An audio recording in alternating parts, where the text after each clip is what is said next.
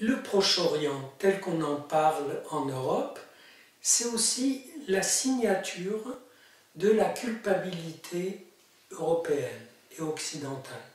Culpabilité envers le tiers-monde, envers l'Orient, envers l'islam, etc.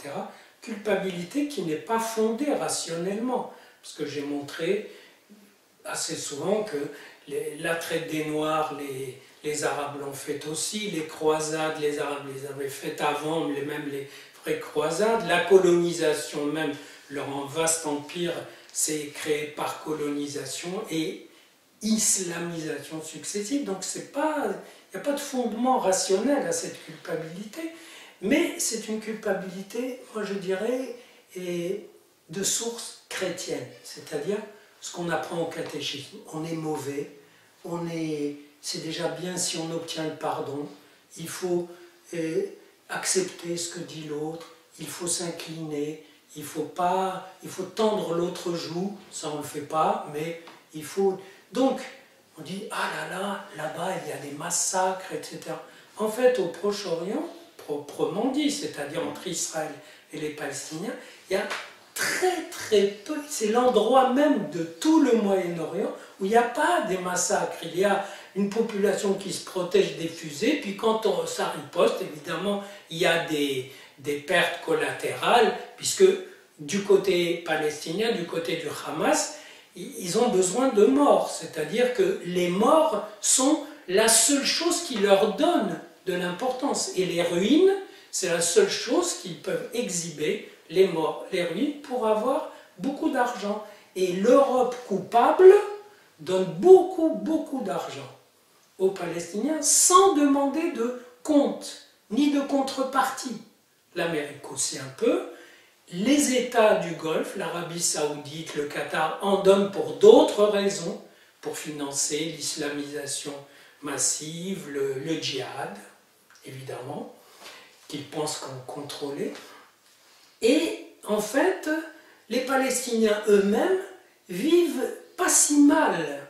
C'est-à-dire que, bien sûr, il y a toujours de la pauvreté, il y a même de la pauvreté en Israël, donc partout il y a des inégalités, et en Palestine aussi il y a de la corruption, à Gaza et dans les territoires, une corruption gigantesque, mais il y a quand même suffisamment de retombées monétaires dans la population pour que, en quelque sorte, avec tout un système de clientèle, etc., pour que ça tienne.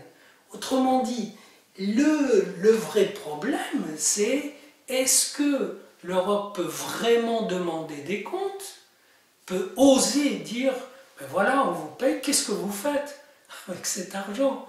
Et on veut vérifier, et du coup, ça vérifierait aussi pourquoi ils se mettent de temps en temps à envoyer des fusées pour recevoir des ripostes.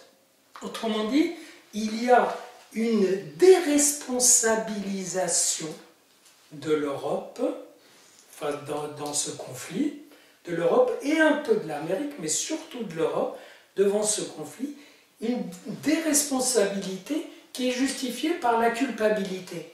Oh là là, c'est un lieu terrible, et si vous allez là-bas, vous verrez que c'est un des endroits, c'est scandaleux ce que je vais dire, mais c'est un des endroits calmes de la planète où il y a des explosions par à-coups, mais le reste du temps, c'est plutôt paisible.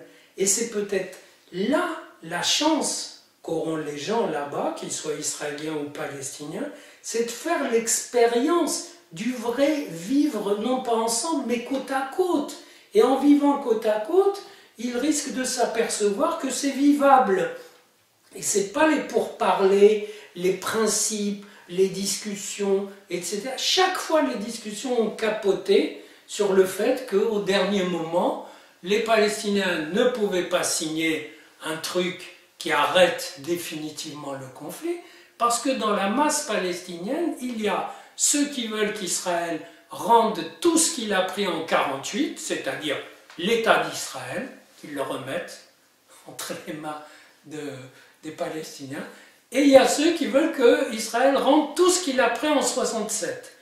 Mais en 1967, il a il y a eu une guerre plutôt préventive de la part d'Israël, mais la tension, si vous voulez, on peut parler des constructions dans les territoires, par exemple. Il y a des constructions dans les territoires tout simplement parce que vous avez d'un côté une masse fataliste qui dit bah, on a le temps joue pour nous, et puis un jour ou l'autre, les Israéliens seront battus, seront balayés par le facteur démographique.